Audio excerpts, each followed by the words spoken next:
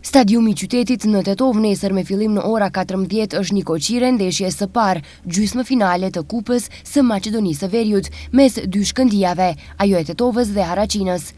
Ekipi i Shkëndijës në pritje të ndeshjes së nesërme sot zhvilloi seancën e fundit servitore në kushtet jo të mira atmosferike, por u pa se atmosfera është në nivelin e duhur.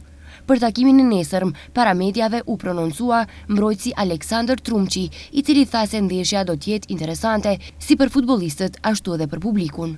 Mendoj që si fillim është një ndeshje vllazërore, ku përballen dy shkëndijat bashkë në një gjysmëfinale të kupës.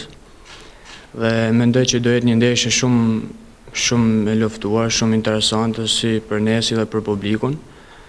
Por Shkëndijin do ta respektojmë shumë sepse është një kundërshtar shumë i fortë dhe ka bërë shumë mirë në kategorinë e dytë, ka bërë paraqitje mjaft mira. Dhe ne duhet ta respektojmë maksimum pasi ka lojtar cilësor dhe në fushë do t'japim maksimumin për ta fituar këtë ndeshje. Për ekipin e Shkëndijës Haraçinës, kualifikimi në gjysmëfinale të kupës së Maqedonisë paraqet sukses historik, por pavarësisht se kuqezin tetovar konsiderohen favorit absolut, trajneri Berat Imeri për televizionin Koha tha se ndeshjet e kupës gjithmonë janë interesante për arsye se ndodhin edhe befasi. Unë mendoj se jemi të përgatitur maksimalisht për këtë gjysmëfinale të kupës. Ndeshjet e kupës gjithmonë janë interesante për arsye se ndodhin edhe befasi.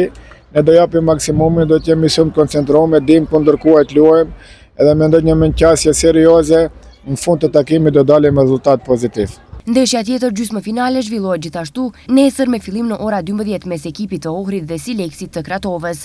Kujtojmë se nga 4 skuadrat gjysmëfinaliste, pas pavarësisë së Maqedonisë, Sileksi 3 herë ka të fituar kupën, ndërsa Shkëndija 2 herë, edhe atë në sezonin 2015-2016 dhe 2017-2018.